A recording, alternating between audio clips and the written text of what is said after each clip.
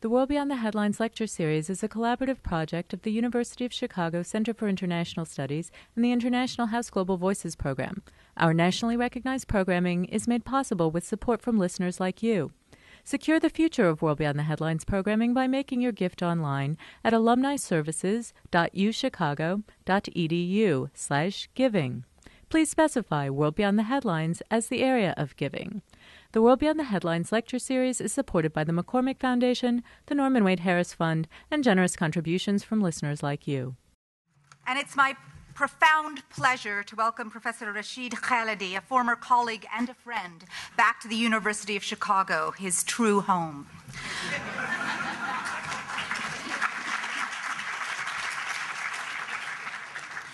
Professor Khalidi holds the Edward Said Chair in Arab Studies and has been, until his sabbatical year, this year, the director of the Middle East Institute at Columbia University. He is the author of 5 books about the Middle East, including The Iron Cage, Resurrecting Empire, and Palestinian Identity, the Construction of Modern National Consciousness. And he's here tonight to talk to us about his new book, a fascinating account of the ways in which Cold War competition between the two superpowers shaped and intensified wars, while also helping to destroy fragile, nascent democratic movements. Entitled Sowing Crisis, the Cold War and American Dominance in the Middle East, Khalidi demonstrates persuasively not only how the Cold War itself influenced political life in the region, but also how its continuing legacy affects current American foreign policy. Khalidi is that rare intellectual who can combine a historically rigorous, dispassionate account of politics in the Middle East with the sense of political urgency and commitment. He is a historian who can address scholarly concerns in a refreshingly accessible style, while also speaking to popular political themes with uncharacteristic patience and unfaltering grace. I miss you here, Rashid. Your encyclopedic knowledge of the Middle East, your willingness to suffer the anguish of and make yourself vulnerable to public exposure, and your courage under rhetorical fire distinguish you. It is an honor to know you and a privilege to introduce you this evening. Please join me now in welcoming Professor Rashid Khalidi to the University of Chicago's The World Behind the Headlines series.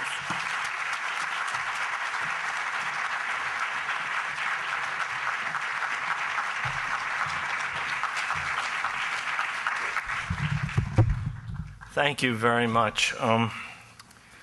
That was a very flattering introduction. Thank you, Lisa. Thank you all for coming.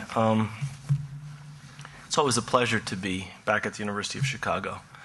It's a particular pleasure not to be sitting in those very uncomfortable chairs that I remember from I don't know how many lectures at iHouse. They're not the worst ones. The worst ones are in Illinois. They're much more uncomfortable. You're actually lucky by comparison. I am here to talk about my new book. I try to talk about every book that I write at the University of Chicago because I get an intelligent audience. I've promised Marshall Salins I'll stop writing books for a little while, give you all a break.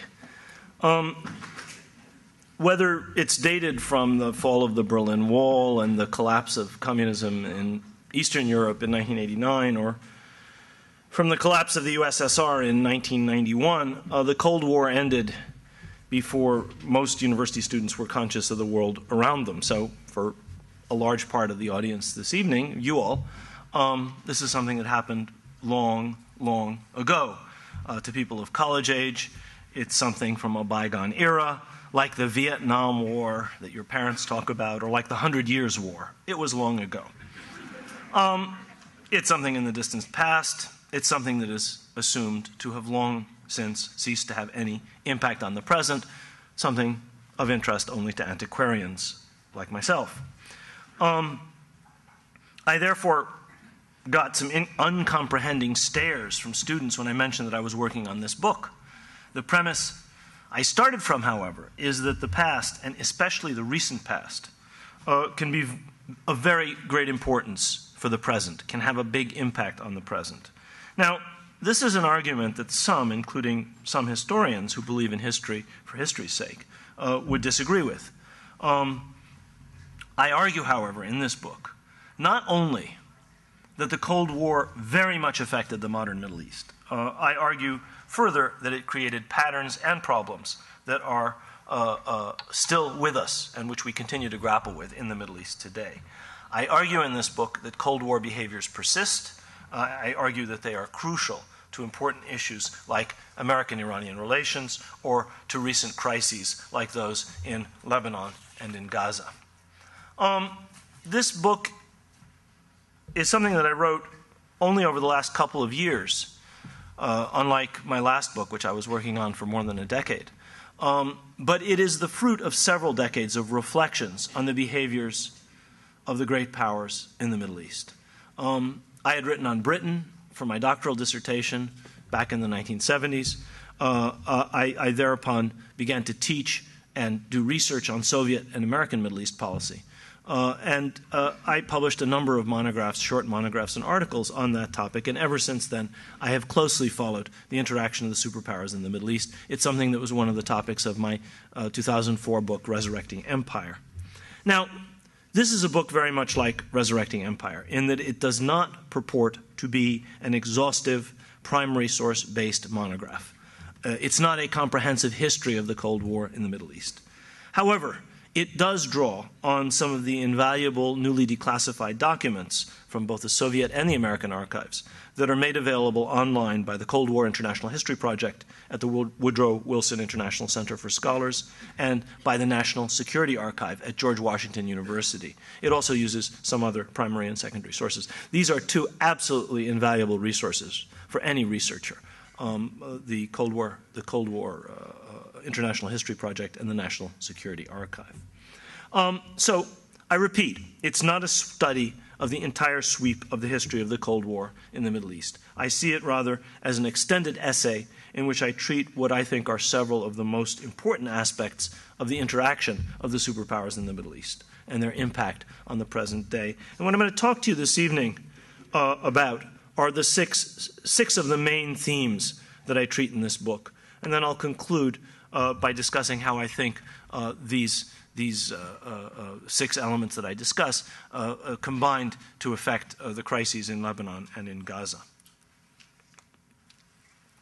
I argue first that the dynamics of what happened in the Middle East during the 45 years of the Cold War, from 1945 until 1990, created enduring patterns, which we're still living with nearly 2 decades after the demise of the Soviet Union. Some of these are actually derived from the heritage of this region, the Middle East, as one whose politics have for very long been penetrated by what Princeton historian L. Carl Brown called the penetration of great powers.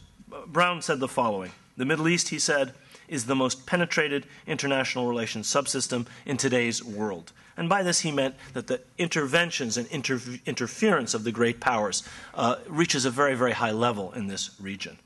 I think that this old pattern is one that came to a new level during the Cold War. And I think we have to understand these kinds of patterns in order to comprehend what happened in and to the Middle East during the Cold War, as well as the momentous events in the region since the Cold War.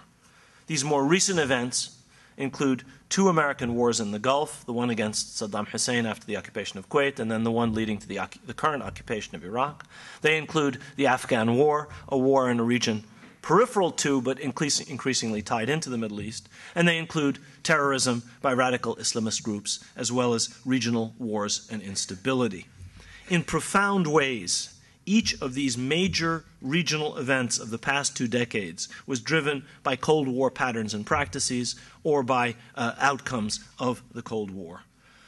One of the most striking of these is one of the most striking examples of this persistence of the relics of the Cold War is the monstrous outcome of American support for the Afghan Mujahideen and their compatriots who were brought in by the United States and its allies, whether Saudi Arabia, Pakistan, Egypt, Israel, Algeria, from all over the Arab and Islamic worlds to fight alongside the Afghans against Soviet occupation forces in Afghanistan.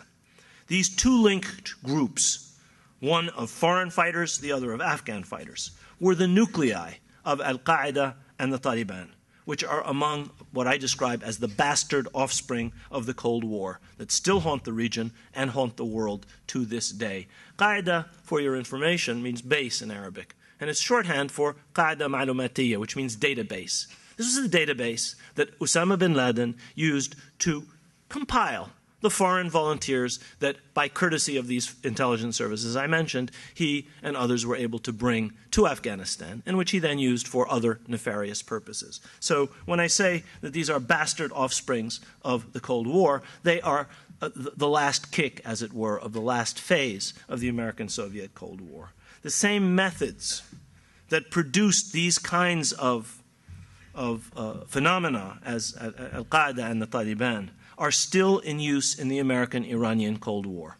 The use of similar proxies is still going on. The United States is extending covert support, according to what the papers tell us, to anti-regime groups like Mujahideen Khalq Iran, as well as breakaway groups in Iranian Baluchistan and Iranian Kurdistan. Iran similarly has groups fighting, or has supported groups fighting against U.S. troops in Iraq and elsewhere, and supports other groups as well. I'm going to come back to the idea of what I call an American-Iranian mini-Cold War later, but this is an example of methods and approaches that are rooted in the Cold War, as far as at least American policy is concerned, that are still with us.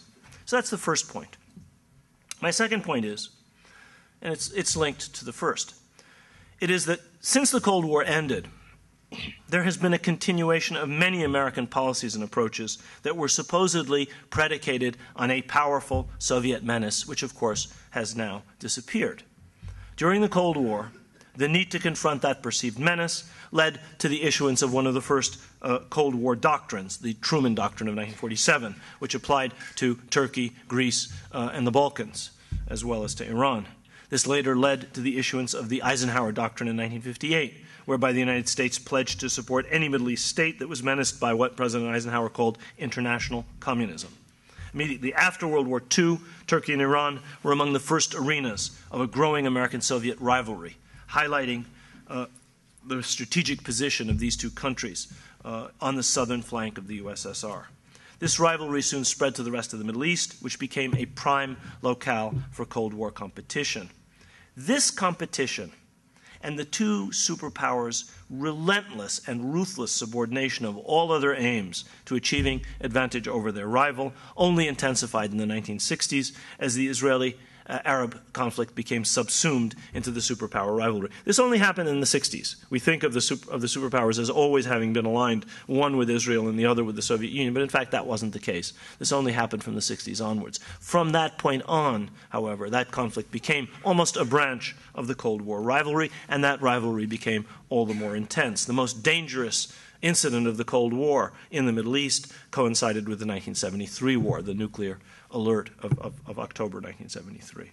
As time went on, most of the Arab states came to be fully identified with the USSR and Israel with the United States, and the Cold War further envenomed and complicated the conflict between them. In fact, one of the points I argue in this book, and I'll come back to it, is that the Cold War made the Arab-Israeli conflict much, much, much worse. Then, a decade after the Cold War ended, under George W. Bush, our former president, the United States shifted imperceptibly in the Middle East from warring against communism to a global war on terror, from a crusade against what President Reagan called the evil empire to one against what President Bush called the axis of evil. Not only did American foreign policy over the past 8 years become focused on terrorism in much the same excessive and overblown way as it once did on communism.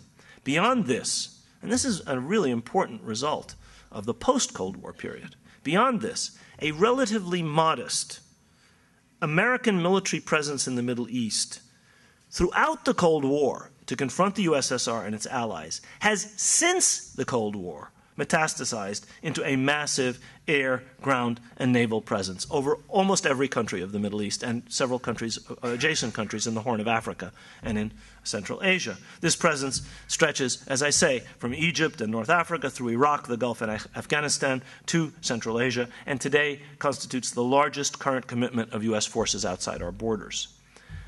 People don't think of this, and most Americans are unaware of it, but in fact, this represents quite a radical shift from the much more modest U.S. military profile in the Middle East in preceding decades, when, ironically, the United States actually did face a formidable rival in the Soviet Union, supported by strong regional allies. So that's the second theme of this book. A third theme is that what drove the abiding interest of the United States and the Soviet Union in the Middle East over the decades of the Cold War, I find, were two major considerations. Not ideology. Ideology was there, but I don't see it as important as these two. The first of them was a focus on the energy resources of the Middle East. This, in spite of the fact that at the end of World War II, the United States and the Soviet Union were respectively the first and second largest petroleum producers in the world. Nevertheless, energy was a primary focus of both of them. The second was an emphasis on the Middle East's vital strategic position. The new concern of both with the Middle East began during World War II, when both powers, neither of which had been major players in Middle Eastern affairs in preceding decades, strange though that may seem. The Soviets were a minor player in the Middle East for 20 years before World War II, and the United States, except for an oil deal with Saudi Arabia in 1933, were hardly players at all. After this period, when they played very little role in the region, they were brought to realize their strategic and energy vulnerabilities during World War II. This was, in large measure, a result of the great twin Nazi offensives of 1942, one across the southern USSR, directed at the oil-rich Baku region, where in fact most Soviet petroleum was produced, and the other across North Africa, directed at Egypt and the oil-rich Gulf. The war generally underlined the strategic importance of oil. Thus, the commander of the U.S. Army Air Forces, General Carl Spaatz, in June 1944, issued a directive to the effect that, quote, the primary strategic aim of the U.S. Army Air Forces, which at that point were engaged in intensive daylight bombing of Germany and German-occupied territory, the primary strategic aim of the U.S. AAF is now to deny oil to enemy air forces. That is what the U.S. Army Air Force did for more than the last year of this war, bombing oil resources, because they understood the vital importance of these resources to the Nazis. The Wehrmacht had thousands of armored vehicles at the end of the war. They couldn't move. There was no gasoline. They had hundreds of warplanes, the Luftwaffe. They couldn't fly. There was no kerosene. They had the most advanced warplanes in existence. They had the only jet aircraft, combat jet aircraft of any air force in the world for several years. It was years until the United States had combat jet aircraft as advanced as what the Nazis had. Couldn't fly. No gas. In effect, this laser-like strategic focus on oil, which was a result of a realization of the potential vulnerabilities of the Allies earlier in the war, is what brought the war to an end when it ended, as quickly as it ended, at least in the West. Actually, in both theaters. The same thing was true with Japan. The Japanese fleet couldn't move. Japanese Air Force couldn't fly. By the end of the war, there was no gas.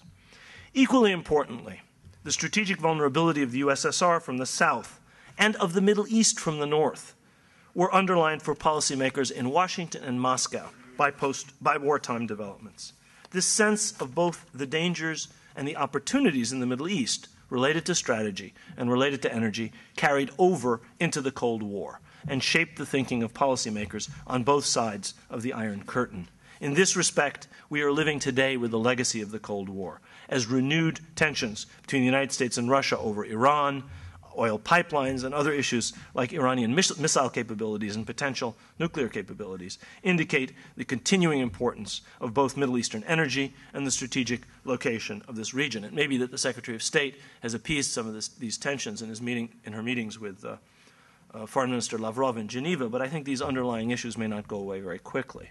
I argue in this book that it was these considerations, energy and strategy, rather than ideology, that frequently were uppermost in the thinking of leaders in Washington and Moscow, and that still affect policymaking today, although the ideological conflict between communism and capitalism is long dead. Now, among the core, and this is my fourth point, among the core arguments of this book is that regional wars, civil wars, and the shaky growth of democratic institutions in the Middle East were all deeply affected and were generally exacerbated by the intervention of the superpowers during the Cold War. This pattern, I would argue, has continued to this day. Thus, in the book, I examine how the United States and the Soviet Union exploited and often worsened what were perhaps the three major regional conflicts of the Cold War era, that between the Arabs and Israel, the war in Lebanon that raged from the mid-'70s until 1990, and the Iran-Iraq war. Among the salient facts about superpower involvement with the Arab-Israeli conflict is that, in fact, both were on the same side in the first two major Arab-Israeli wars. There was no superpower conflict with the Arabs and Israelis as intermediaries in 1948 or in 1956. Both powers supported Israel in 1948, and both powers supported Egypt in 1956 for different reasons, and in spite of the rivalry between them. Thereafter, only after this, in the 70s in fact, the conventional alignment of the Soviets with the Arabs and the United States with Israel began, inaugurating a much fiercer level of conflict between Israel and the Arab states, which came to a head with the so-called War of Attrition between Egypt and Israel in 1968 to 70 and the 1973 war.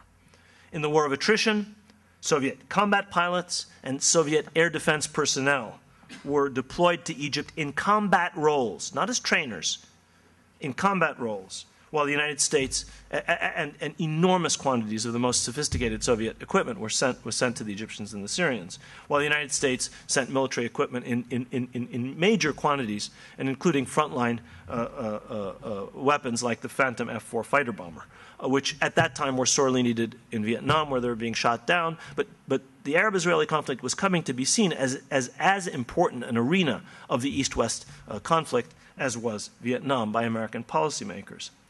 The 1973 war featured an American-Soviet nuclear confrontation, causing a leading historian, Walter Isaacson, to describe this as, quote, possibly the most serious international crisis of the Nixon presidency. I point out in my book that both the Americans and the Soviets did much to stoke and inflame, did more, I should say, to stoke and inflame the Arab-Israeli conflict than they did to solve it. They talked ceaselessly about their efforts for peace in the Middle East, but they just talked. They armed and encouraged both sides at war much more than they actually did to bring about peace. In the book, for example, I show that while, for example, Henry Kissinger in 1973, at the height of the 73 war, was telling the Soviets while he was in Moscow that he would work for an immediate ceasefire between Egypt and Israel at the very end of the October War, he went on to Tel Aviv, where he told the Israelis that they should feel free to continue to advance. In other words, advantage over the Soviet Union was more important to Kissinger than peacemaking. Beyond this, it's clear that peace was consistently less important to either superpower than was advantage over their rivals in this proxy conflict. Another document I found that astounded even me, and I think of myself as cynical, is a 1971 document wherein it's revealed that Secretary of State William Rogers was told by Anwar Sadat in 1971, mind you, 8 years before the Egyptian-Israeli peace treaty, that he was ready for an Egyptian-Israeli bilateral, separate peace, devil take the hindmost. He didn't care about the other Arab states. Rogers came back to Washington and said, well, we can have peace between Egypt and Israel. And Nixon and Kissinger said, no, we want the Soviets out of Egypt. That's our objective. They cared more about the Cold War than they cared about peace in 1971, at least. It's quite a shocking document, actually. Lebanon was yet another case of how the superpowers, as well as other regional actors, exploited this conflict for their own purposes. Thus, the Soviets tried to make up in Lebanon for ground that they lost to the United States elsewhere in the region, while the United States used the conflict to cement alliances with Arab states that it drew away from the Soviet orbit, notably Egypt. This was often done by both at the expense of Lebanon. I trace how this happened in the book.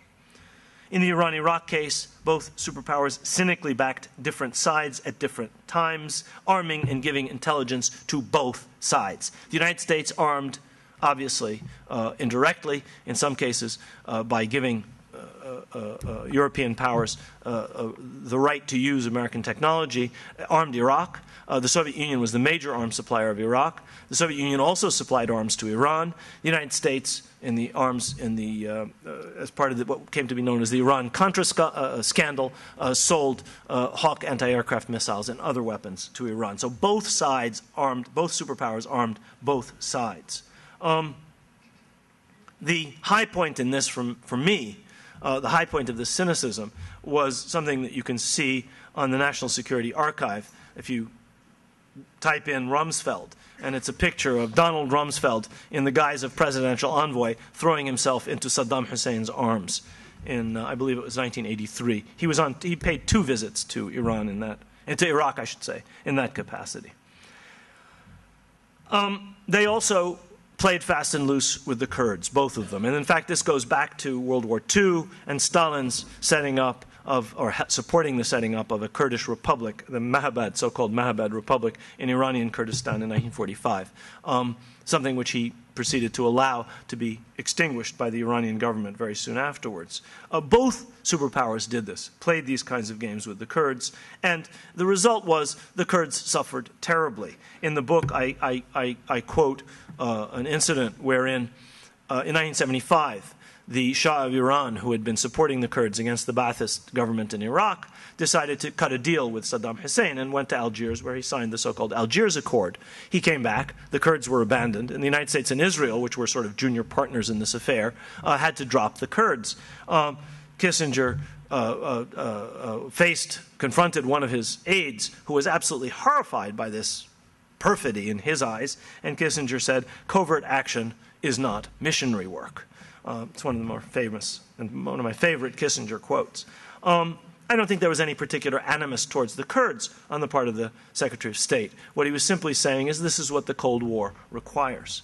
While the superpowers did more to stoke the fires of war than to bring peace between the Arabs and the Israelis, and probably exacerbated the Lebanese war, their role in the Iran-Iraq war, and especially regarding the Kurds, is a truly sordid chapter in the history of the involvement of both superpowers in the Middle East. That's my 4th point. My 5th is that the record of both superpowers in the Middle East, as far as the promotion of democracy was concerned, was equally sordid. I don't think we should be surprised about this in relation to the USSR. As we know, democracy promotion was never very high on the Soviet agenda, in spite of lip service to this principle, democratic republic of this, that, and the other, but they didn't really mean it. But the record of the United States, which has always touted its commitment to freedom, was actually not that much better in this regard.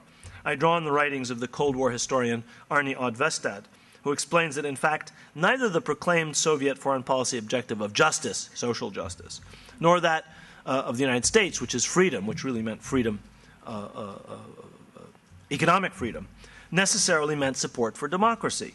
As I said, freedom was understood by American policymakers as free enterprise, while for the Soviets, justice meant economic justice. This translated in practice, however, into support by both for authoritarian regimes that simply had the merit of being aligned with them. It almost didn't matter whether they had a social agenda for the Soviets to support them. And it almost didn't matter if they really were free market capitalists for the United States to support them. I show, moreover, in this book that in a series of interventions and policy initiatives intimately related to Cold War priorities, both American and Soviet policymakers acted in ways that severely inhibited the growth and development of democracy in the Middle East. Now, I'm not suggesting, as one reviewer of my book has misunderstood me as saying, I'm not suggesting that it was as if the Cold War caused all of the Middle East's problems with democracies. This is a region that had a long history of authoritarian governments. If you don't believe me, walk down the street, go right, walk into the Oriental Institute, and you can see the relics of the oldest governments, including the oldest authoritarian governments in human history. This is a region with a great tradition of authoritarian government.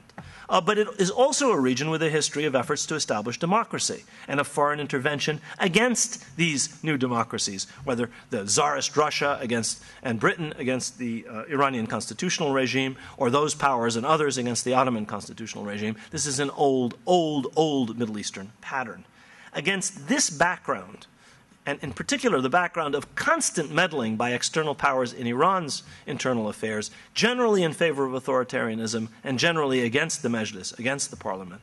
Against this background, we can see how the US-British overthrow of the elected parliamentary Mossadegh regime in 1953 set off a disastrous chain of events with an impact that lasts until this day, not only in US-Iranian relations, but also for the democratization process in Iran itself. The United States and Britain were motivated, both of them, by an exaggerated fear of communism in Iran, but the British in particular, were really only interested in oil. Nationalization by the Mossadegh government of British oil interests was their primary concern. And the Iranians responded quite interestingly, I thought, when the British protested their nationalization of the Anglo-Iranian Oil Company. The Iranians said, the Attlee government just nationalized all British railways, the entire British coal industry, and the entire British steel industry. I mean, why shouldn't we nationalize our oil industry? What's the difference? Of course, the British weren't having any of that. What's sauce for the goose is clearly not sauce for the gander. I argue in this book that the same pattern repeated itself in several other Middle Eastern countries.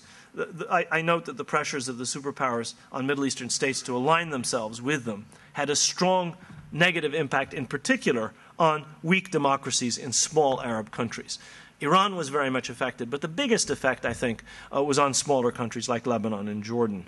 I look in particular at the impact of the pressure to join the Anglo-American-led Baghdad Pact in the mid-1950s on Lebanon and Jordan. Lebanon's parliamentary regime was undermined, and the country suffered a civil war in 1958, but Jordan, in some ways, never recovered.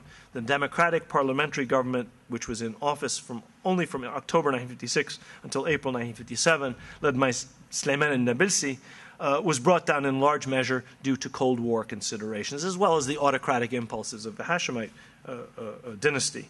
And it was, I point out in the book, the last freely elected government in Jordanian history. Since then, the autocracy of the throne has been predominant in that country.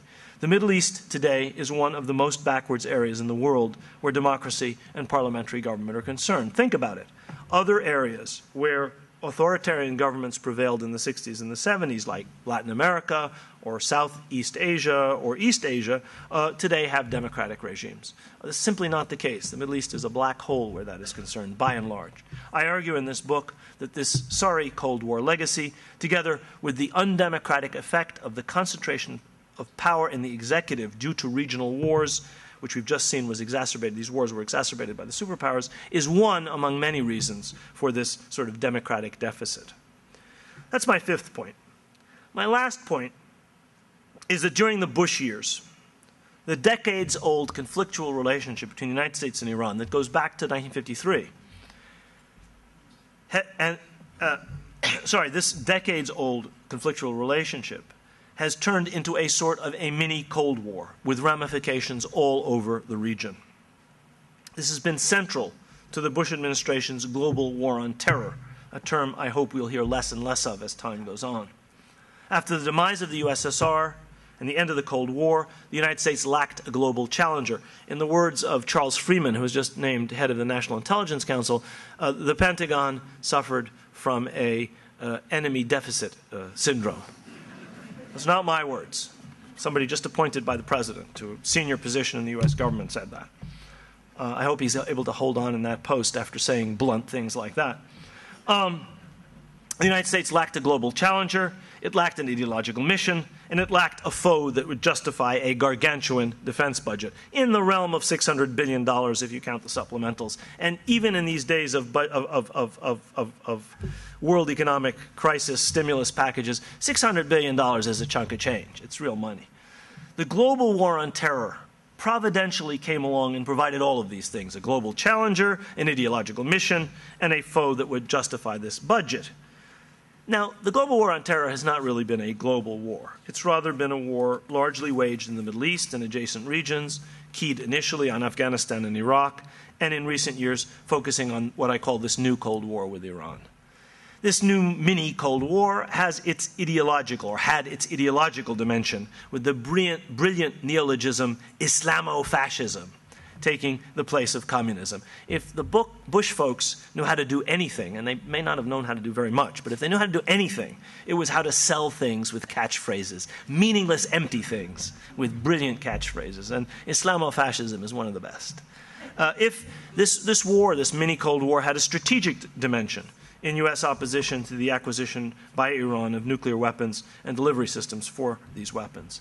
And it's had its covert dimension, with American undercover activities, according to press reports, apparently directed at undermining the Iranian clerical regime and sabotaging its nuclear program. On top of this, the United States and Iran have been fighting a proxy war all over the Middle East via the intermediary of allied Arab governments and movements like Hezbollah and Hamas. It remains to be seen which, if any, of these four aspects of this American-Iranian mini-Cold War, the ideological, the strategic, the covert, or the proxy war, will be modified by the change of administration in Washington and any changes that may follow the Iranian elections in June. Though I would point out that the most important figure in Iran, Ayatollah Khamenei, is not subject to election, at least not by the Iranian people, so maybe the elections won't have that big an impact. I want to conclude by discussing two arenas where the proxy war between the United States and Iran has been waged with great ferocity over the past several years, and where it still may be ongoing today. One hopes not, but it may still be, in spite of the change of administration in Washington. These two arenas are Lebanon and Palestine. Both have suffered greatly from this war being waged mainly on their soil, as has, I think, the entire Middle East, which remains divided into two blocks, one aligned with Iran and the other aligned with the United States. In Lebanon, the conflict between Washington and Tehran has translated into support by each for different Lebanese factions. The United States backed the Lebanese government, supported by a parliamentary majority that emerged in the wake of the assassination of Prime Minister Rashid Khalidi and the withdrawal of Syrian troops from Lebanon, pursuant to a UN Security Council resolution. Iran backed Hezbollah and an opposition coalition supported by what may or may not have been a majority in the country. So the American-supported faction had a majority in parliament. The other lot may or may not have had a majority of the people. But this proxy war went beyond external powers aiding their local allies. Iran and Syria helped to arm Hezbollah with a broad range of sophisticated weapons in very large quantities, humongous quantities in particular of rockets and anti-tank weapons, while the United States armed and trained the Lebanese army and provided nearly $2 billion in military aid to Israel. Beyond this, Israel's war on Lebanon in July and August of 2006, in the wake of the kidnapping of 2 Israeli soldiers by Hezbollah, was strongly supported by the United States. It was more strongly supported by the United States than it was by Israeli public opinion, in fact, in the end. We all recall then Secretary of State Condoleezza Rice blandly describing the destruction of a good part of Lebanon's infrastructure and the heavy casualties there, over 1,000 people killed, most of them civilians, as, quote, the birth pangs of a new Middle East. However, and this is important, both Lebanese and Israeli analysts have argued persuasively that the United States, in the person of Elliot Abrams, who was head of the Middle East desk in the National Security Council under that administration, and who now has a job, to my great regret, at the Council on Foreign Relations in Washington. The United States, in the person of Elliot Abrams, played a crucial role in planning for this war.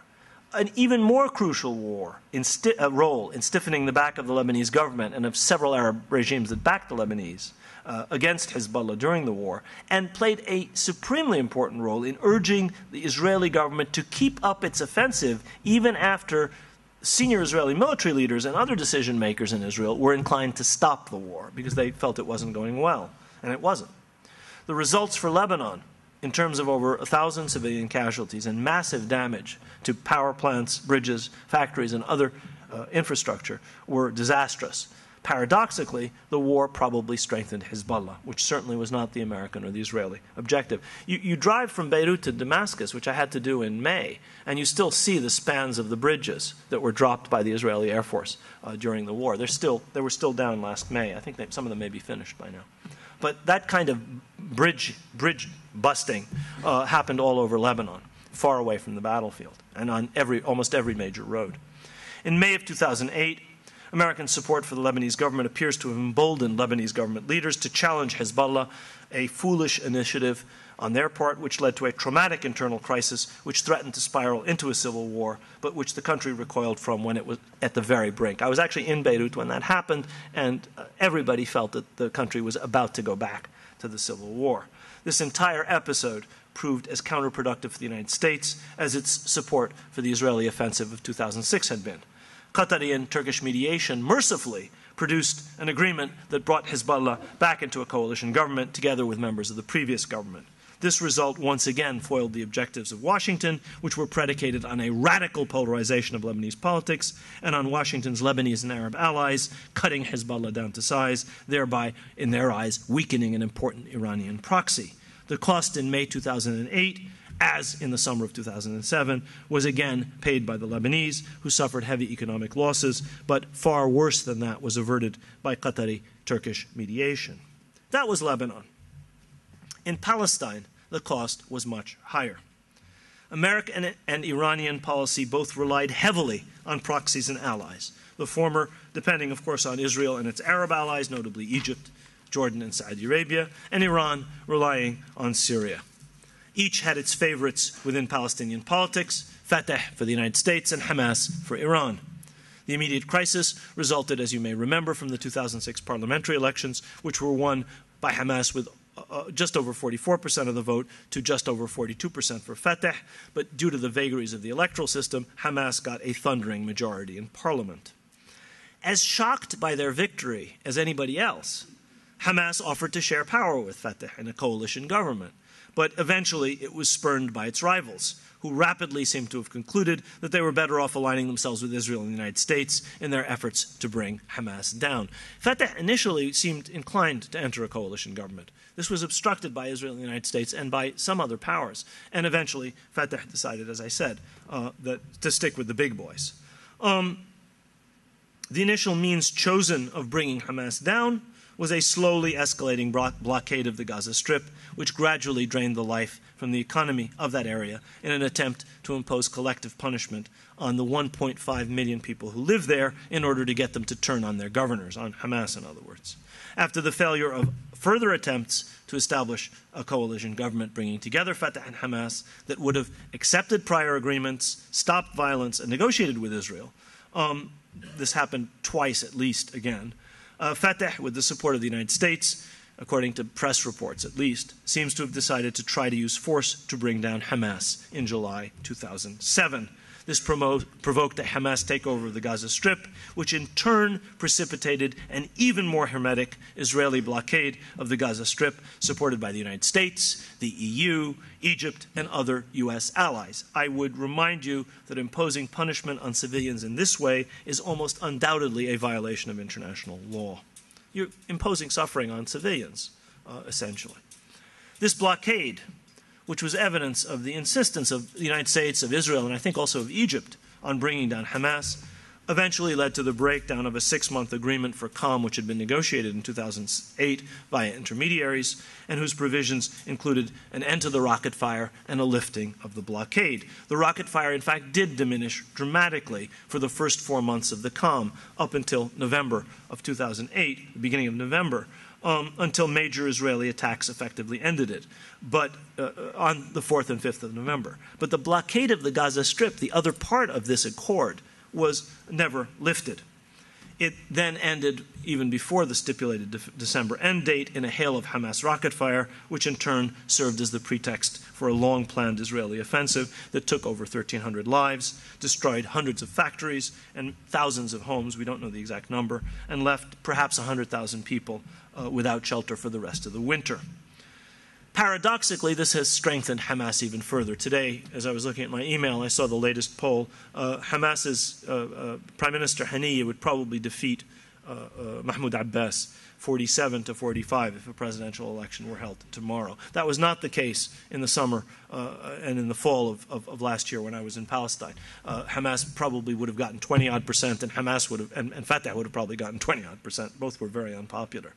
This war has also reinforced the existing rightward trend of Israeli politics. Tragically for the Palestinians, the alignment of one Palestinian political faction with the United States and its authoritarian Arab allies, and of Hamas with the clerical regime in Iran, has deepened the existing split in Palestinian politics and has made it impossible for the Palestinians to confront effectively what is perhaps the worst crisis in their history since 1948. Now, there's an attempt currently ongoing in Egypt to bring together a coalition government, but the odds are against it. One hopes it will work.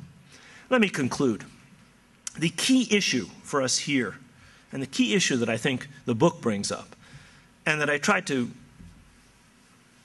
point to in my discussion of the main points in the book and the way in which all of this impacted these two recent crises, is the persistence on the part of the United States in particular, but also of Russia, and to some extent I would argue of Iran, of Cold War policies which involve seeing regional conflict in the Middle East through the prism of a larger struggle for influence, in the past with the USSR, today with Iran, on the part of the United States.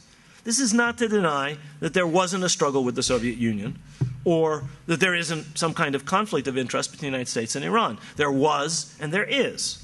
It is simply to say that Hamas and Hezbollah cannot be reduced to being seen as pawns of the Iranians, any more than Egypt and Syria in the 1960s were pawns of the USSR, or Israel and Saudi Arabia were pawns of the United States. But that is what the reductionist logic of the Cold War mentality did in this region for 45 years. It may have been fine for Washington and fine for Moscow. What I try and show is that it wasn't fine for the Middle East. It had a negative impact on the Middle East. We are still living with a distorted, derivative offspring of that logic in the Bush administration's global war on terror, which unfortunately is not over yet.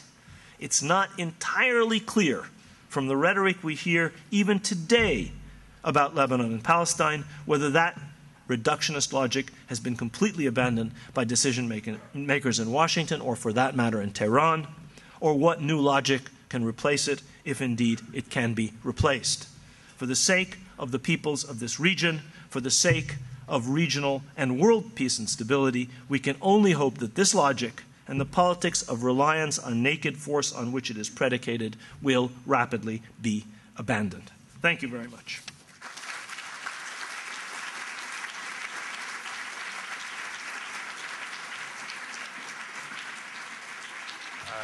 Good evening, Professor Khalidi. Yeah. I'm a former Columbia student, and raise your voice, because I'm a former Columbia student, and I never got to speak with you there, so it's nice to finally see you. I'm really sorry.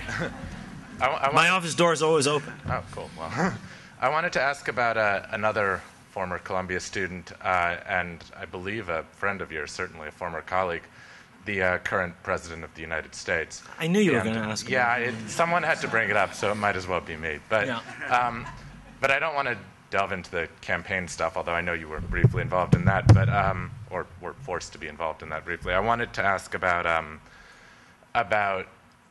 current policy shifts that are being organized in Afghanistan and Iraq and Israel and Palestine conflict, any or all of the above, or Iran, and whether you see, how to phrase this, do you see movement that meets your expectations, or were your expectations low to begin with, or how do you think things are going? Seriously, expect me to answer that? Take your time, please. Thank you, thank you. That's an easy, short one.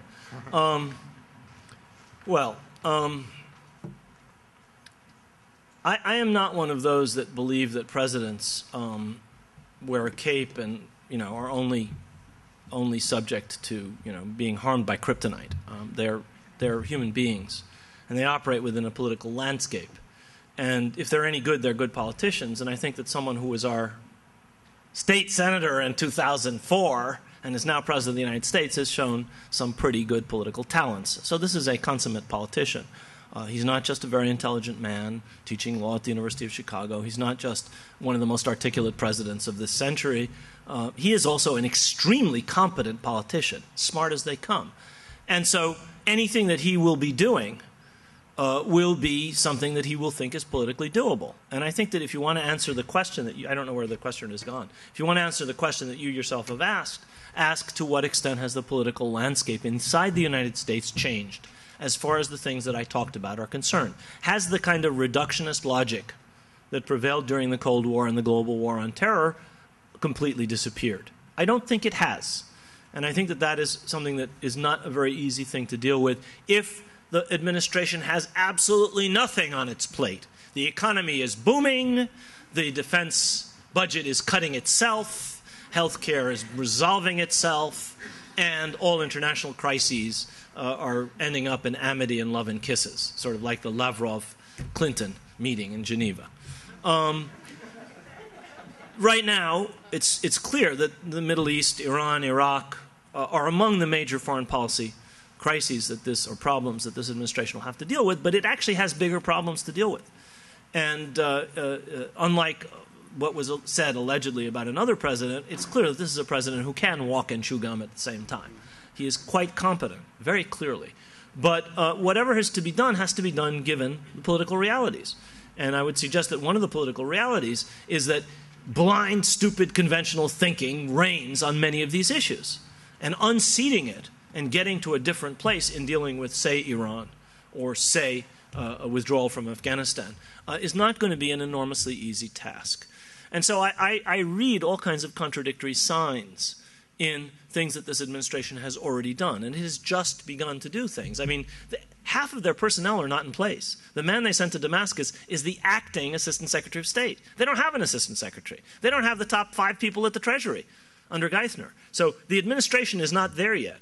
If you go back and look at the Clinton administration, the administration wasn't there in October.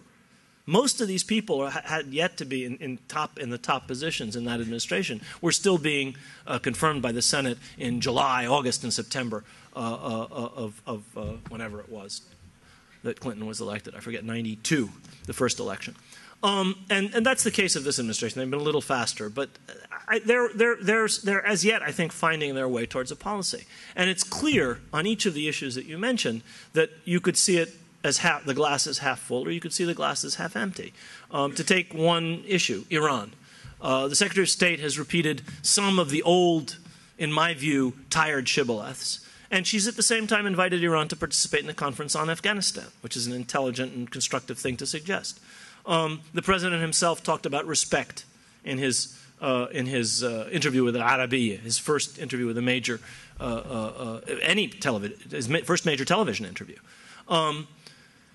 On the other hand, some of the old rhetoric on Iran doesn't sound like it's changed one bit. And the appointment of Dennis Ross as the Secretary of State's advisor on Southwest Asia, if you want a real funny, if you want to get something really funny, go and read the State Department spokesman answering question on where is Southwest Asia and what is Dennis Ross actually going to do. There's a wonderful colloquy between him and the reporters. Makes it clear that they are not quite sure what Dennis Ross is going to do. But Dennis Ross is as identified with conventional thinking as anybody inside or outside of the administration. So on the one hand, on the other hand. On Palestine, Senator Mitchell, the president's chosen envoy, has been reported as saying the United States would not look askance on a Palestinian coalition government, which would be an entirely good thing. On the other hand, the Secretary of State in Jerusalem repeated the old American conditions on Hamas. So I don't think I know what their policy is going to be. It could well be that they don't yet know, or at least they're not telling us. There are some, I think, encouraging signs, and there are some signs that, of business as usual. And I won't say what my expectations were. Sir. Finley Campbell with the 9/11/2001 study group, First Unitarian Church. We're using your book on Pakistan and finding it quite an eye-opener. You're using Ahmed Rashid's book. Ahmed Rashid, thank you. Yeah. Oh, excuse me. Sorry, wrong guy. I don't have a book on Palestine. All right, thank you. Wrong person. At any rate, the Sino-Russian business in that part of the world, I know that both China and Russia have connections with Iran. They are having some not, I want to call it an alliance yet, but certainly they do mutual weapons activity together. And the Russians have closed down certain American air bases near Afghanistan in Kyrgyzstan. Mm-hmm. Do you see a revival of the Russian with the Chinese side working together on some of these issues for a possible new Cold War in that arena? I recognize each of the symptoms you mentioned. It's true. China has an arms supply relationship with Iran and also an important energy relationship with Iran. They get some of their energy from Iran. And it's true the Soviet Union supplies weapons to Iran and is also much, much, much less willing to press the Iranians on the nuclear issue than are either the United States or the Europeans. And finally, it's true that there are elements of the Cold War, or what can be seen as a Cold War attitude, in Russian attitudes vis-a-vis that whole region. We saw it in Georgia. We saw that same sense of defensive aggressiveness in response to perceived encirclement and so on and so forth. Very much like what Stalin did right after the Cold War in relation to both Turkey and Iran, both of which countries he bullied at the end of the Cold War for exactly the same kind of reasons that I talk about in this book. But I would be cautious, in spite of the fact that I see what you're asking about. I would be cautious in talking about a new Cold War, firstly because neither of these powers dreams of being able to challenge the United States. You know, during the Cold War, we lived with the illusion that the Soviet Union was of the same size as the United States. This was a really foolish illusion. The Soviet Union had 2 or 3 advantages over the United States. One advantage was, in immediate proximity to its frontiers, it had enormous capability to project power. The second was it had vast land armies. And the third was, at the height of the Cold War, it was superior to the United States in the number of nuclear warheads. In every other respect, from the beginning of the Cold War to the end of the Cold War, the United States was infinitely superior. The United States had half of the world's GDP in 1945.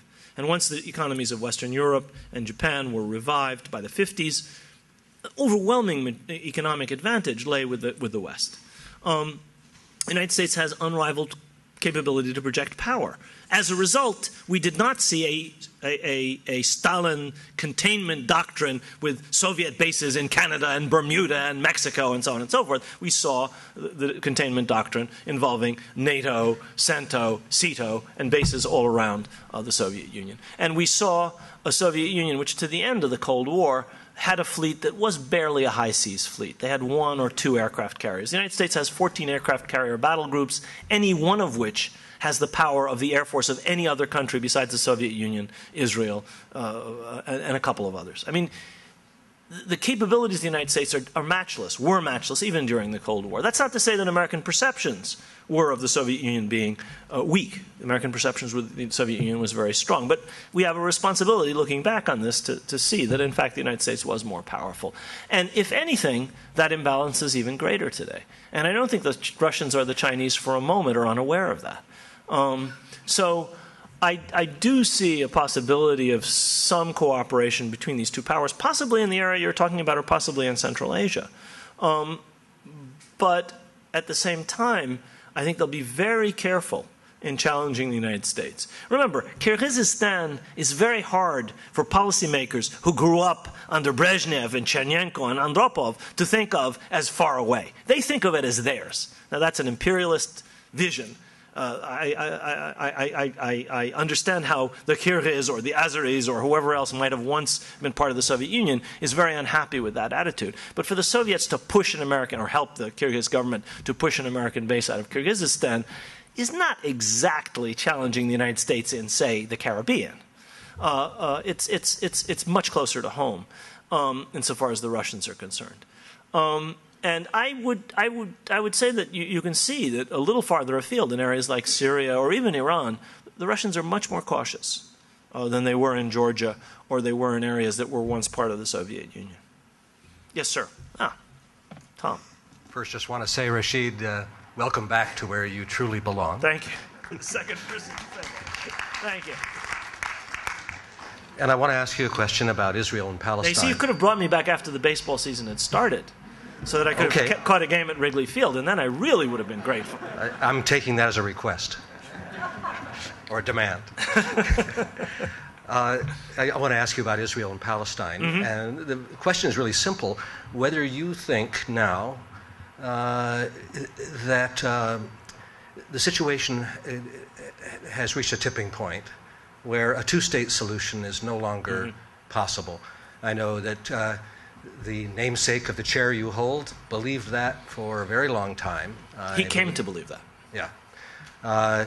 And I've been reading a kind of appalling book by Alan Dershowitz called The Case for Israel. And in a very strange and ironic way, it looks as if Dershowitz is arguing from completely different grounds that a one-state solution is the only possibility. And I wonder, have we reached the tipping point? Is it still possible to have a two-state solution, in your view? Or are we now, as Sari Makdisi has argued, we've crossed over a threshold and that's no longer a viable option? Yeah, that's a good question. Let me start with the words of a very wise friend of mine, Tony Judd, who wrote somewhere that what any politician has done, another politician can undo. So in principle, all of the things that have been done to cement Israeli control over the occupied territories and to make permanent that control, settlement, and other measures, could conceivably be undone. So when I say what I'm about to say, I don't want to be understood as saying it's completely impossible. But if you look carefully at the matrix of control over the West Bank, and for that matter over the Gaza Strip, which is still under Israeli control, even though it's not, the Israeli troops and settlers are no longer there, it's clear that this is something that has grown stronger and stronger and stronger over the last 42 years. If you look at the settlement enterprise, it's clear that this is something that was always completely designed to make impossible the separation of the West Bank from Israel and to make impossible the creation of a Palestinian state. Finally, if you look at the interests, the aggregated interests of those who benefit from the occupation, and I invite you to go to a website called Who Profits, put together by, I think, the Israeli Women's Coalition for Peace or something, which lists the hundreds of companies involved in the occupation, that benefit from the occupation. It's clear that there are tens of thousands, probably hundreds of thousands of Israelis whose livelihood depends entirely on Israel's permanent control over the Palestinians and over the resources of the occupied territories. These are companies like database companies. Every Palestinian in the occupied territories is on a database. Every single person, birth, death, entry, exit, everything, imprisonment, personal perversities, how much they smoke, derived from interrogations of everybody who moves from across borders, derived from interrogations of the 40% of the adult male population of the occupied territories that's been through Israeli prisons. All of it is on databases. These are managed by for-profit companies. Very, very, very, very, very sophisticated companies. And one could go on and on. There are huge branches of the Israeli bureaucracy. I'm not talking about the Shabak. I'm not talking about the border guards. I'm not talking about the army. I'm talking about private companies that run security, private companies that do all of these things. So you have the ideological imperative, which the settlers represent. You have the physical presence of the settlements. You have this matrix of control and the interests that are related to it. It would take a daunting act of an enormously courageous politician to undo, or even to begin to undo all of this. And even Rabin, up to his assassination, by a settler who opposed what he was trying to do, even Rabin was unable to begin that unraveling. He decreased the level of spending on the settlements, but the expansion of the settlements didn't stop even under his government. So I was there in November. It's really hard to see how this could be untangled. It could be, though. It could in principle. The other alternative, which some people, I think, spend a lot of time unnecessarily talking about, which is some kind of utopian binational solution, faces two serious problems: Palestinian nationalism and Zionism, Israeli nationalism. Palestinians want to have a state of their own. Israelis want to have a state of their own.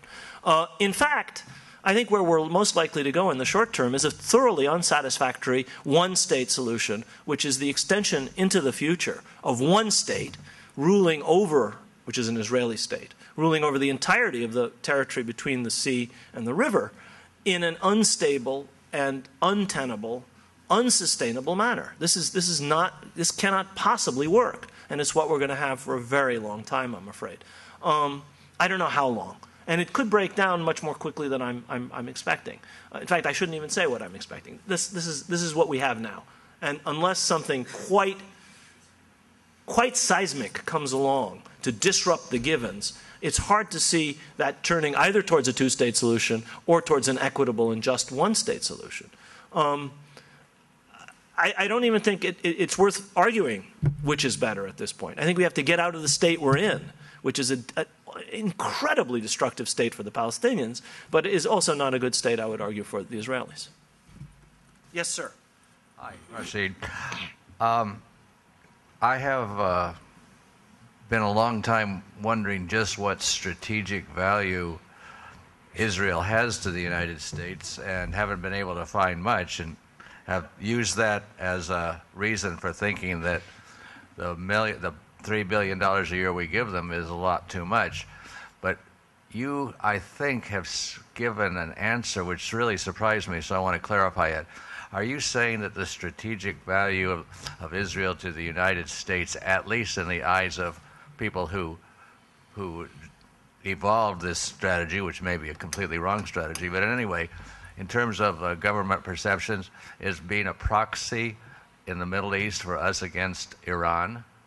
No, I wasn't saying that. What I say in the book, and what I would argue, is that during the Cold War, Israel was successfully marketed as an important and valuable proxy of the United States vis-a-vis the Soviet Union and its allies. It came to be seen as such during the Johnson administration, really for the first time.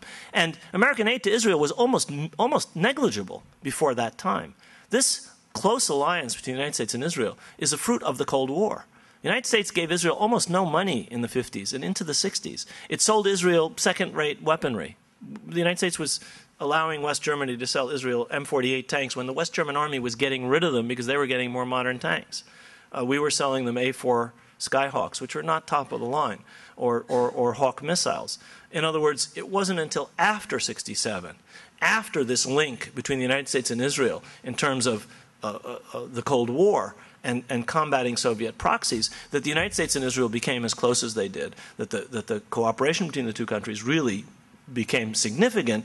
The United States started selling Israel top-of-the-line weaponry, and it's not until after the October War that the aid went into the billions. It was minimal before that. It was really not terribly important, nor was the relationship terribly close. So Truman supported the establishment of Israel, but if you go through the Kennedy presidency, in fact, there's very little evidence for a particularly important special relationship. Quite the contrary. Now, having said that about the Cold War, I don't mean to say that it remains necessarily Israel is really a strategic asset. If you believe in Cold War logic, it is. It was.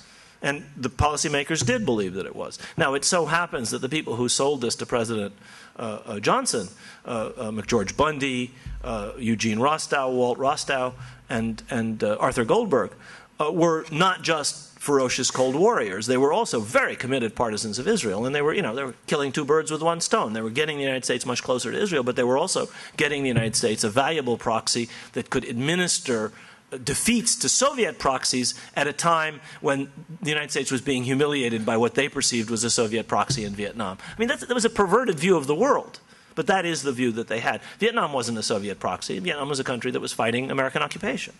It was being supported by the Soviet Union and the Chinese, who were at odds at that time. But those kinds of things didn't penetrate the mindset of the Johnson administration. So given that worldview, that is how they saw it. Now, once the Cold War ended, and it became very rapidly apparent with the 1991 Gulf War, Israel ceases to be any kind of strategic asset. Quite the contrary. It's a strategic liability, I think, by any cold, objective assessment from the 90s onward.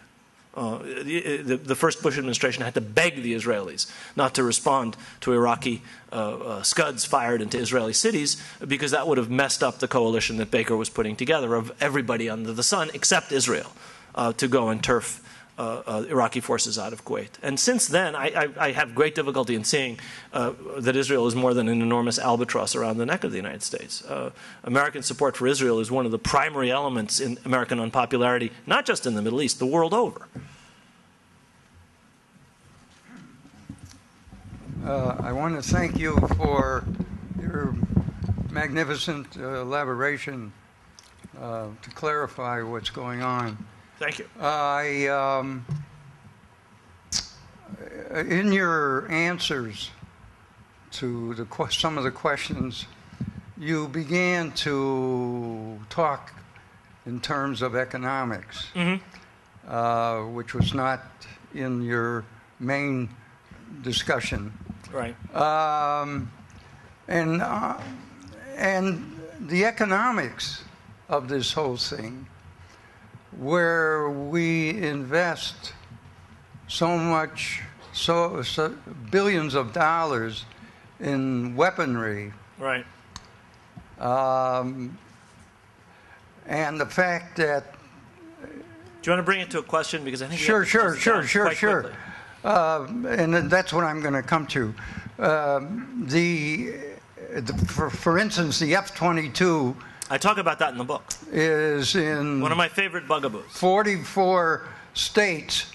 So the big question is what can we do? And numerous people are making billions of dollars on it. Could you ask what a question? can we do about the fact that not only is United States defense manufacturers making huge profits, but also the Israelis are making huge profits?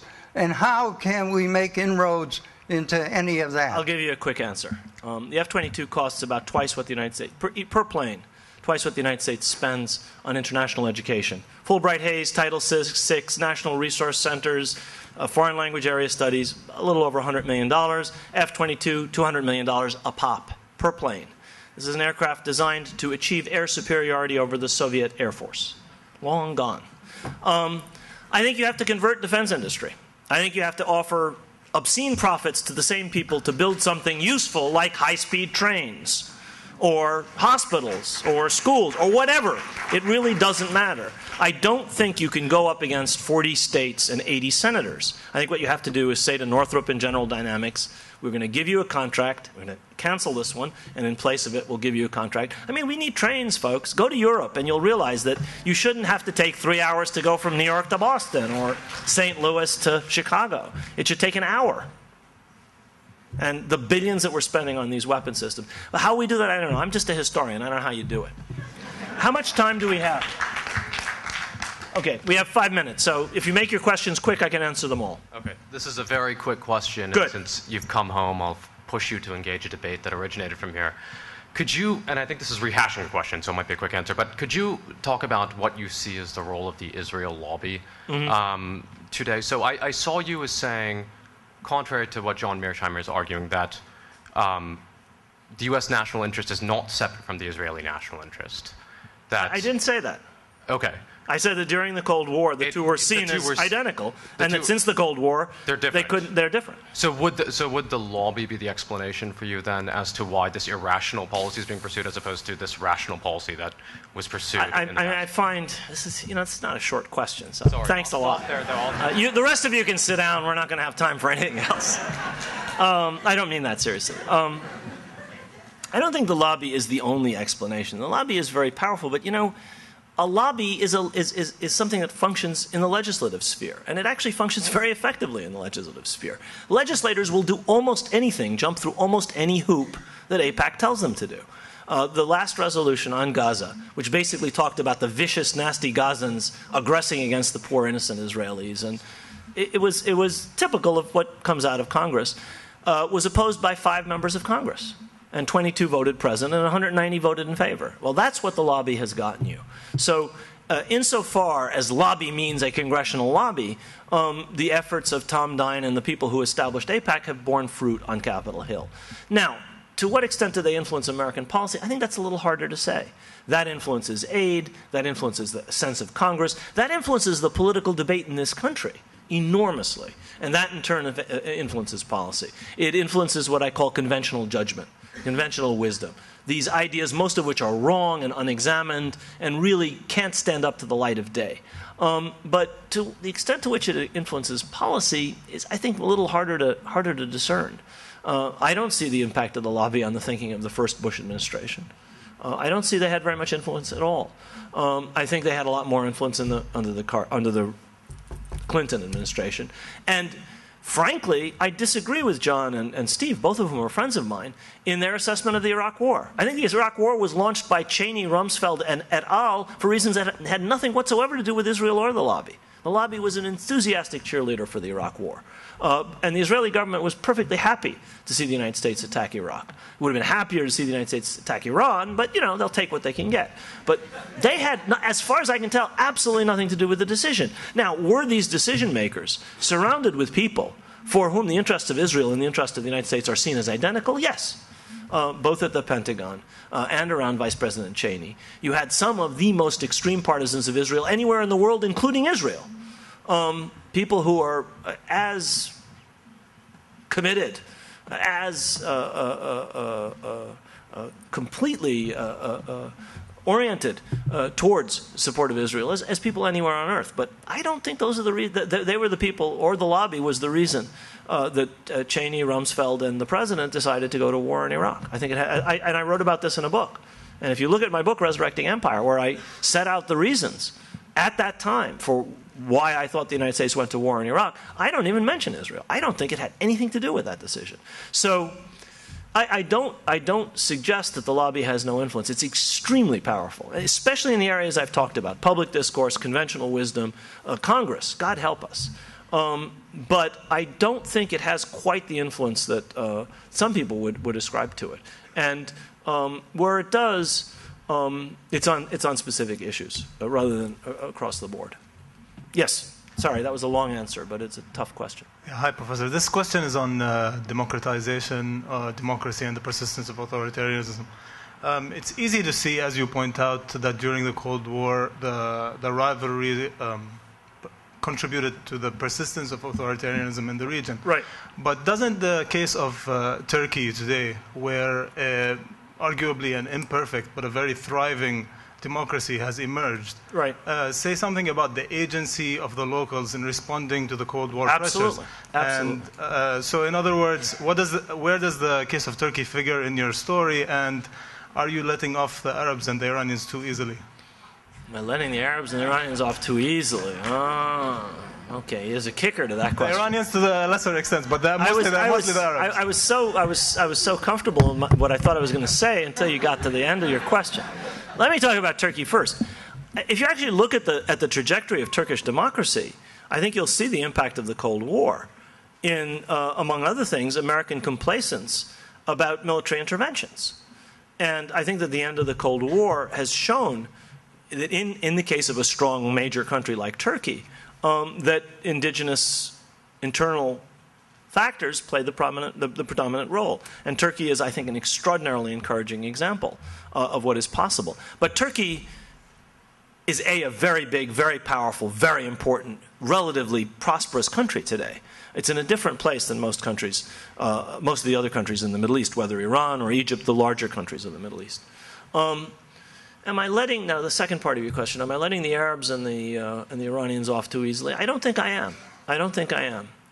I think that I could probably put the boot in a little harder and be even more critical than I am. And I think that, if you talk about a region being penetrated, to some extent that involves allowing yourself to be manhandled by external forces. And I see a lot of that in both Palestinian and Lebanese politics. I find it reprehensible myself. To allow oneself to be used in the way that Palestinian and Lebanese leaders have been used by both sides in the last few years. I think it's disgraceful, and I can't be critical enough. But I reserve that for talking in Ramallah and Nazareth and Jerusalem, and not talking here. Yes.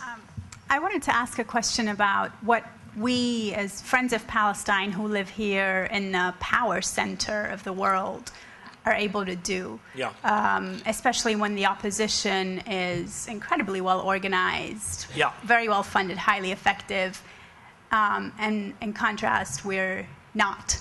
Okay, very quick answer to that. I have no answer to this kind of question, is the beginning of my answer.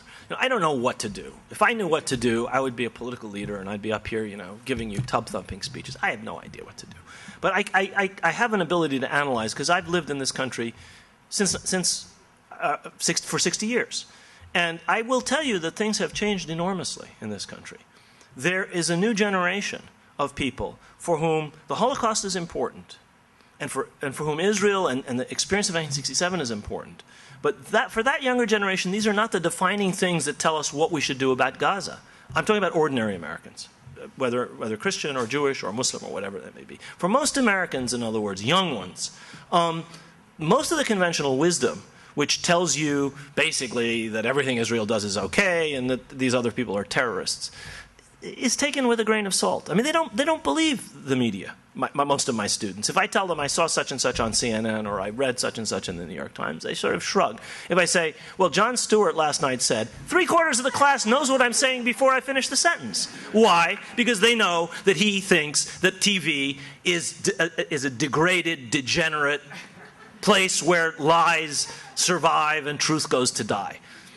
So they're smart. So they figured it out. So the New York Times' coverage of Gaza, which basically was 18 paragraphs from the Israeli side and then nothing from the other side because the Israelis wouldn't let them in, is something that these people wouldn't possibly have been fooled by. Whereas their elders, sadly, not all of them, there's some very smart old people of my generation.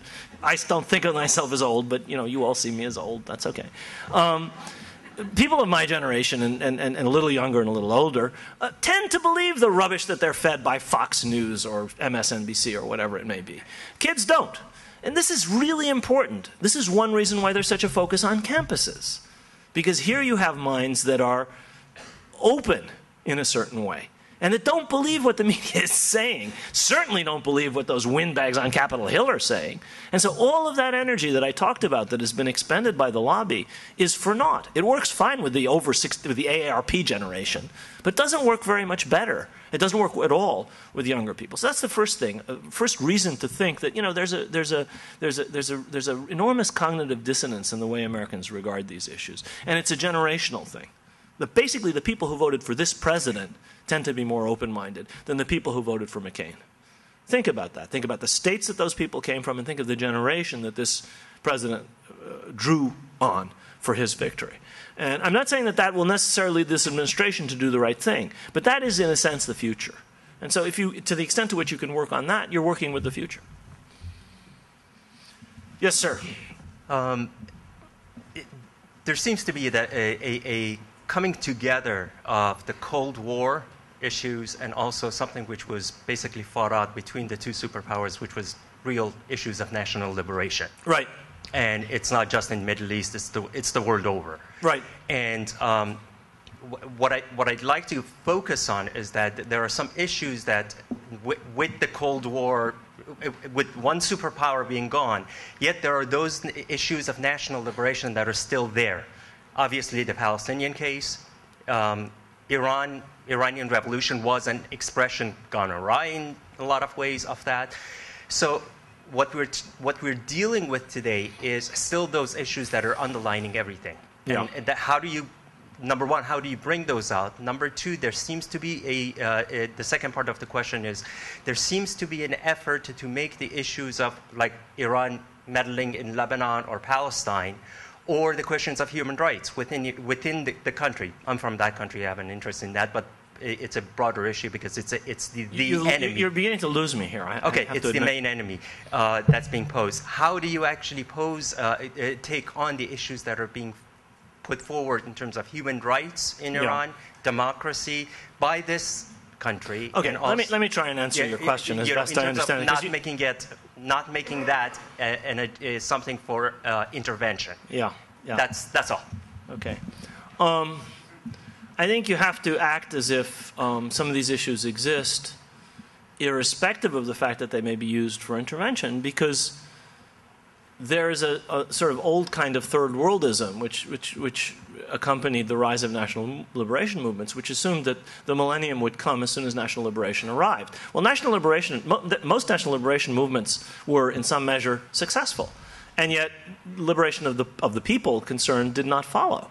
That is to say, the old colonial power went, a new relationship of dependence was in some cases established, but you had horrible autocracies, military regimes, or whatever as the consequence. And I think that it may be time to stop entirely blaming the colonial era for everything. Now, I'm a historian who sees, in the case of Iran, for example, the importance of every slight in Iranian history going back to the beginning of the 20th century as being reflected in the consciousness of today's Iranians. So I'm not saying that history is completely irrelevant. But I am saying I think it's time to see that, perhaps those are not the only obstacles that countries have to their development. Perhaps that's not the only reason that there's not democracy in this region.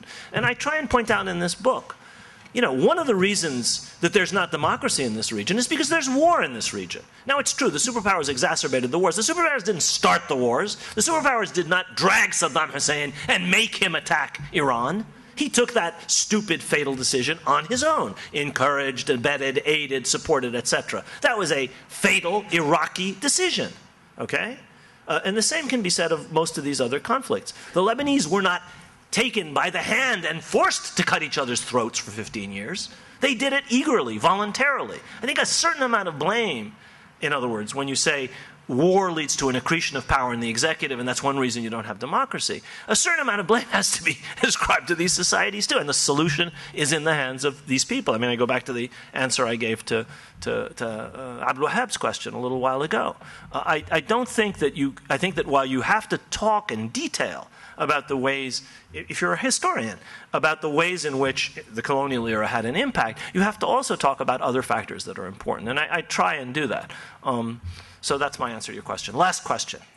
There are signs that the United States is going to commit itself to bringing about a Syrian-Israeli peace deal. What are the prospects for that happening, and how will that influence Iran's ability to influence the region?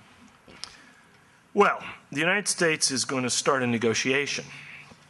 And I think you should look very carefully at the history of American involvement in these things. Quite frequently, what used to be described as a peace process produced more process than peace. And I would be very surprised if there's a very quick resolution of this for several reasons. The first is the reason that President Assad adduced in his interview with Al-Khalidi yesterday or the day before, which I read an account of yesterday. I haven't seen the actual interview. But he said something like, an Israeli-Syrian peace treaty, which leads to a cold peace, is not very hard to achieve. But that's not going to be real peace. There's not going to be open borders. There's not going to be an exchange of ambassadors. That depends on a solution to the Palestine question. We have 500,000 Palestinians in Syria, and their fate has to be resolved too. Now, he was playing to the gallery. He was playing for time. Who knows what his real intentions are? But what he said is also true in some respects. It is perfectly possible for really smart strategists in Washington to try and separate Syria from Iran in order to gain further advantage and leverage to squeeze the Iranians by dragging the Syrians into a negotiation that never ends, and then failing to exert any pressure on either side to come to an agreement. The United States has failed twice to bring about Syrian-Israeli agreements that were literally prevented by a difference over a few acres of stinking mud on the eastern shore of the Sea of Galilee. That's all that separated the two parties. You split the difference and you have a peace treaty. And 2 American presidents, 2 Syrian prime ministers, and 1 Syrian president failed to do it. All are responsible. Now, I think that a serious effort here, which doesn't just involve trying to win diplomatic advantage vis-a-vis Iran, which is the way in which it's described by many policymakers. Basically, we'll get advantage, we'll screw the Iranians, and we don't really care if there's peace, because of course Netanyahu doesn't want to make peace, and heaven forbid that we ever make Israel do anything it doesn't want to do. We only do that to the other 142 countries on the face of the earth, make them do things they don't want to do, but Israel, heaven forfend. It's possible. It's perfectly possible. Unfortunately, it probably would have to be done as part of a grand bargain, which is going to involve an entirely new relationship with Iran, which will involve dealing with the Iranian nuclear potential, the potential of Iran to actually acquire weapons and delivery systems for them. And that, in turn, will probably require the president meaning seriously what he said in answer to Helen Thomas's question during his first press conference when she asked him about Israel's nuclear weapons. And he responded by talking about nuclear nonproliferation. And he responded by talking about the Americans and the Soviets having to build down their arsenals and all nuclear powers having to show themselves as serious. Well, that is actually the right answer to that question. And that's not an easy thing to do. Getting the Israelis to bring their nukes and put them on the table is going to be harder than negotiating peace in the Golan, which is a snap, actually. But I think that shows that it's not just Israel-Syria.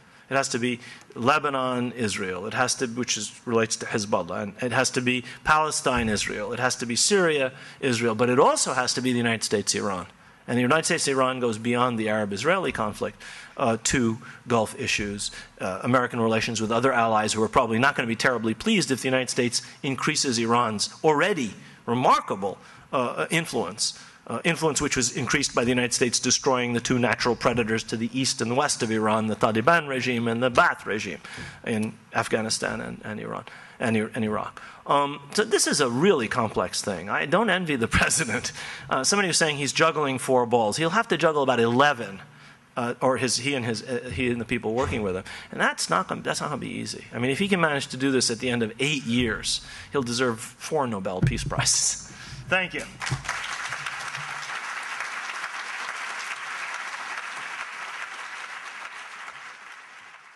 The World Beyond the Headlines lecture series is a collaborative project of the University of Chicago Center for International Studies and the International House Global Voices program. The World Beyond the Headlines series aims to bring scholars and journalists together to consider international news stories and how these stories are covered. As a listener, you have come to rely on this program for in-depth analysis of major issues facing our country and our world. But we can only continue our nationally recognized coverage with support from you. Secure the future of World Beyond the Headlines programming by making your gift online at alumniservices.uchicago.edu/giving. Please specify World Beyond the Headlines as the area of giving. The World Beyond the Headlines series is supported by the McCormick Foundation, the Norman Wade Harris Fund, and from generous contributions from listeners like you.